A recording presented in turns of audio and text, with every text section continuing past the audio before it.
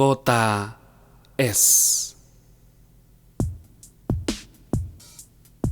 Sekali ini ceritaku tentang suatu kota yang tumbuh tak berguna, dan karena itu selalu sedih. Kesedihannya menyelinap ke dalam hatiku, seperti ke dalam hati tiap penghuninya yang tidak seberapa lagi. Ia tumbuh tak berguna dan sekarang menunggu keruntuhan gedung-gedung temboknya, sampai hanya gubuk-gubuk nelayan lagi yang tinggal. Seperti dulu, sebab ia terletak di pantai. Namanya Kota Es. Di pantai barat Sumatera Utara, menghadap Samudra Indonesia. Terletak di sebuah teluk yang besar. Orang tahu bahwa zaman sekarang Samudra Indonesia di pantai barat Pulau Sumatera itu tidak ramai lagi dilalui kapal, seperti Selat Malaka di pantai timur. Sekarang pelabuhannya sepi. Hanya sekali sebulan dikunjungi orang kapal pengangkut barang. Kotanya pun sepi, murung, seperti orang yang sia-sia menunggu. Sekali-sekali terdengar derum perahu motor pedagang Tionghoa yang mondar-mandir antara pantai dan Pulau Nias. Perginya membawa barang kelontong, pulangnya membawa babi, keperluan penduduk Tionghoa di Kota Es. Tapi anak-anak sekalipun tak ada perhatian lagi pada saat datang dan berangkatnya kapal-kapal. Bus-bus yang naik ke gunung ke bagian pedalaman dataran tinggi Tanah Batak lebih mendapat perhatian, sebab bus-bus ini menuju ke pantai timur, ke kota Medan, ke pantai Selat Malaka yang ramai. Dan dari sini pikiran melayang ke Pulau Jawa, mengikuti kapal ke Jakarta. Bahkan kadang-kadang lebih cepat lagi, yaitu mengikuti jalan kapal terbang. Segala gerak-gerik pikiran penduduk Kota Es, kecuali nelayannya, melalui Bukit Barisan selalu tertuju ke kota Medan, bahkan Jakarta, karena ada anak disekolahkan di sana atau karena ada famili yang merantau. Tapi keadaan ini tidak selalu demikian tadinya. Kota Es pernah mengalami zaman jadi tumpuan pikiran orang dari pegunungan yang menjual kemenyannya atau menyekolahkan anaknya. Atau karena sesuatu perkara di pengadilan. Sebab Kota Es dulu ibu kota daerah pedalaman itu. Dagang kemenyan mengenal zaman turun naiknya, dan semua itu terasa di Kota Es. Juga turun naiknya dagang karet. Ada masanya orang berkelebihan karena lakunya karet. Zaman gila yang menjadi kenang-kenangan ketika orang sampai membasuh tangan dengan bir di warung-warung. Kemenyan dari gunung, karet dari daerah pantai itulah bahan yang menumbuhkan Kota Es ini 50 tahun yang lalu. Dan kalau banyak yang dapat dijual, banyak pula yang dapat dibeli. Masuklah barang-barang dari luar negeri, terutama bahan pakaian sutra yang disukai di daerah ini. Kalau banyak barang, perlulah gudang.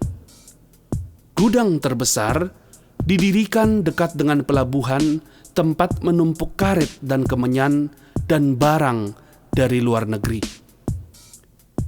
Sejalan dengan itu, timbul pula kantor-kantor perusahaan yang mengatur perdagangan itu.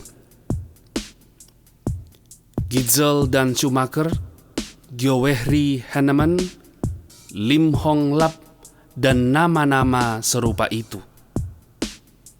Toko-toko pun timbul. Berdirilah kota dengan jalan-jalan lurus, silang menyilang, sehingga banyak simpang empat. Bus pun bertambah-tambah. Dan sementara itu, 2 bioskop berdiri pula untuk menghibur penduduknya. Rata-rata gedung itu bertingkat karena tanah kotanya memang sempit. Sebab pegunungan menjorok sampai ke pantai bersama hutan. Kota es tumbuh di lekuk gunung yang terbuka ke laut, menghadap teluk yang tenang dan indah. Inilah yang selalu dinikmati penumpang bus yang turun gunung melalui jalan berkelok-kelok ke pantai. Sungguh indah teluk yang besar itu, yang ditaburi pulau-pulau kecil penuh nyiur. Pantainya lebar-lebar, berpasir putih, yang kelihatan sampai jauh ke laut karena airnya biasanya tenang dan bening. Tempat orang bertamasya ketika masa makmur, ketika karet berharga. Dapatlah dibayangkan kegembiraan hati orang yang sering dihibur pula dengan suara ukulele. Pemuda di sini rata-rata pandai main ukulele atau gitar dan menyanyi. Mungkin karena semua hal inilah maka pemuda di sana tak berapa suka merantau, dan dengan sendirinya mereka tak bersekolah yang lebih tinggi. Karena sekolah demikian hanya dapat kalau orang suka merantau. Memang ada sekolah tukang, tapi selainnya hanya sekolah rendah. Ada pula yang berkata bahwa memang sudah dasar penghuni pantai yang berawa-rawa menjadi pemalas. Katanya, karena daerahnya turun-temurun diisap oleh nyamuk malaria. Benar tidaknya saya tidak tahu, tapi rata-rata orang di sini memang pucat-pucat, seperti juga saya sendiri.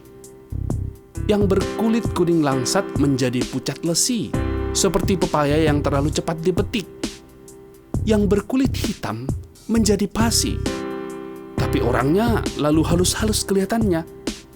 Juga dalam gerak-geriknya halus, tapi lemah. Tidak semua demikian, sebab ada penduduk Tionghoa, separuh dari penduduk, yang dilewati nyamuk malaria karena tidur berkelambu di gedung tembok. Mereka segar, mungkin pula karena selalu makan sedap seperti kebiasaan mereka.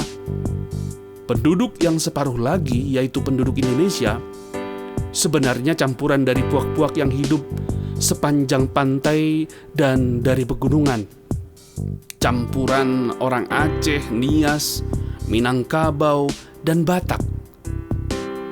Tapi pembagian yang sesungguhnya di kota es ialah antara orang asli, disebut orang pesisir beragama Islam yang sudah sejak berabad-abad diam di sini, dan orang Batak dari pegunungan yang kebanyakan beragama Kristen. Kedua golongan ini pengaruh mempengaruhi sehingga terdapat rumpun sifat yang tertentu. Orang gunung yang merantau kemari tak melahirkan turunan yang suka merantau mencari penghidupan yang lebih bagus seperti tujuan nenek moyangnya ketika turun dari gunung. Sifat asli dari orang sini ialah giat bekerja hingga sanggup menandingi kegiatan orang Tionghoa. Tak banyak tersisa. Adatnya tentu dipegang, walaupun disesuaikan dengan adat penduduk yang dijumpai.